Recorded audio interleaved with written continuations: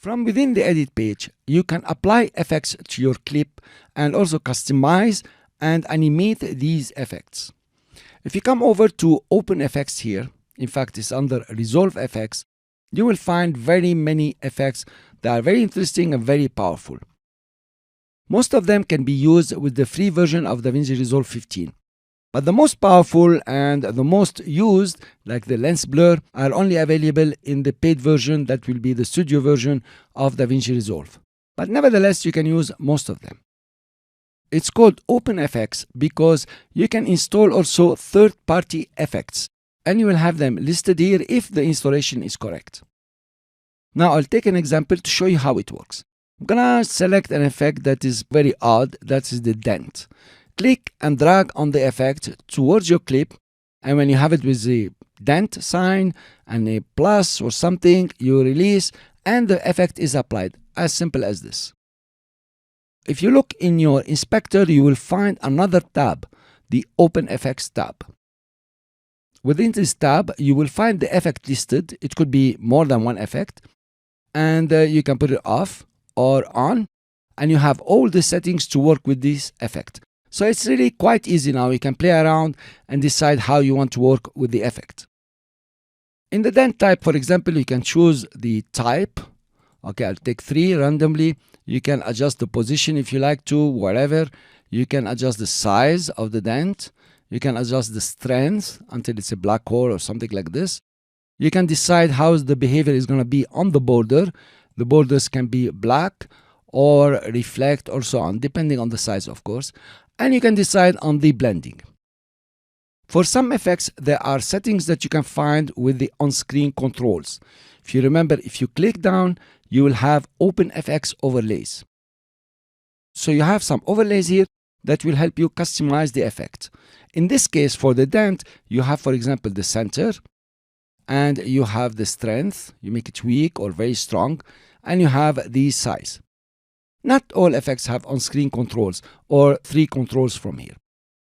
Let's take an example here and try to adjust this one. Let's make it very small, just like this. And let's decrease the blending. In fact, you are decreasing the blending by increasing the value here. And notice now you have 2 guys. That's pretty cool. If you play with the strengths, you make it small, just like this, you have a kind of shadowy effect. I like very much. Now you can adjust it like this. Okay, I've taken the whole clip. Notice how wide it is. And it's pretty cool over here. But of course, you can come over and animate this effect. It will give you very nice results. Another thing is that you can apply as many effects as you want.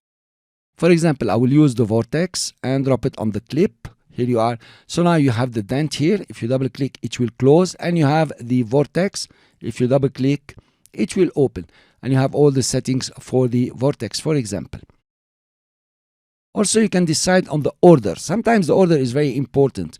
So you can take vortex up, for example, and dent is down, or vice versa, the way you would like. You can also delete the effect. If you delete the effect, all keyframes and everything have disappeared. So actually, this is the general use of effects within the edit page. And I will see you in the next lecture with a serious application and animation of one important effect. In the previous lecture, we applied the dent effect and we tried to adjust it using the settings from over here. In this lecture, we're going to do a serious job. We are going to apply the light rays and customize it as much as possible and then create a simple animation with the light rays. It will serve you as an example for all the other effects that are available in the free version. I will delete the dent effect and then go to light rays, click and drag and drop it on the clip. Of course, you jump immediately to the OpenFX. The light rays effect will take the areas with high luminosity and then create some kind of rays coming out from the areas. Pretty cool effect if you do the right settings. Within the settings, the first option is select the output, what kind of output you want. By default is the final image, of course, but you can go ahead and choose source regions. In the source regions, it's actually showing you where the lights are going to come out from. And then you have the light rays alone. That will be very interesting also for compositing. And you have the final image. That's what we are going to use. Within the source of rays settings, you can have bright regions or edges. Within bright regions, it will take the whole area where you have high luminosity and extend the rays. But then in the edges, it will take only the edges of the area. Notice what's happening here. It's pretty cool, by the way. I will keep it to edges. Then you have the source threshold, how far you want to go or how little you want to go and how far you want to go. Just keep it at 4 is always cool like this. Within the position, you can select from a location or at an angle. Now this is pretty cool. If you play with the angle here, you notice the light rays are coming from the edges, but then you can direct them the way you would like. And actually you can animate this. Then you can go from a location. From a location you have X and Y position. I will take down the Y and here you are. You have the on-screen control is only the center and you can decide where you want your rays to come out from. Okay, so I'll put it just on the corner here. It looks cool for me. Okay, you can do something else if you like. Within the appearance, you decide on the ray drop-off. That is the maximum distance where the rays are going to disappear. And you can have another one which is keep shape of source. So it's trying to keep the shape of the source around the light rays when they are dropping off. Or you can have a bloom harsh if need be. That's pretty cool with compositing. Or you can have bloom soft the way you would like. Then I will go for default soft. You have the length. If you click and drag, you can make the light rays longer or shorter. So I'm going to make them long like this. And then you have the softness. It's very soft. It is very harsh. If you want, I'll keep them a bit soft, just a bit. Then you have the brightness. So you can increase the brightness or decrease it. Now usually what I do, I change the color first.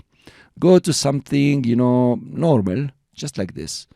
Okay, so it was white. Now it is this color. Let's take it up. Let's make it a bit more reddish, just a bit.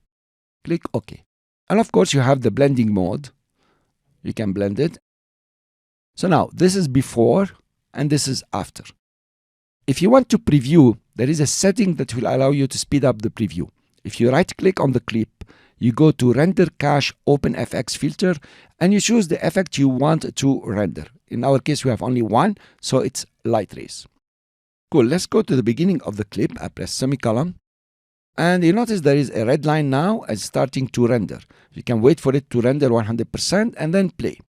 So I press Alt / to play from in and out point. Not bad, it's pretty cool. And notice how the light rays are being intersected or stopped by the black of the subject itself. Of course, now I'm doing a lecture for you. I'm trying to do my best to adjust it at 100%. And I don't want to bore you coming backward and forward for the adjustment. But please, guys, feel free to come to this clip, add the light ray effects, and tweak it the way you would like. Let's create an animation using the position. I have the first position that is over here. I will keyframe the X and Y.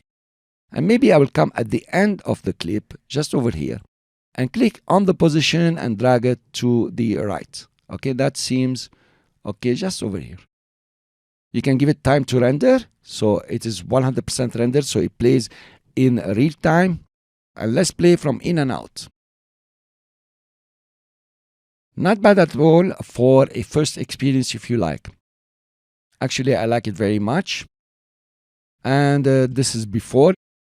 And this is after. So you gave a lot of lights, a lot of life to the clip. Of course, guys, feel free to apply the effect and tweak all the settings, and maybe you add another glow or something like this. Just play around with them. It's pretty interesting and pretty powerful. What's important is that you feel comfortable using the effects from the edit page, because later on it's going to get more complicated with the fusion and the color page. Thank you very much for listening, and I will see you in the next lecture.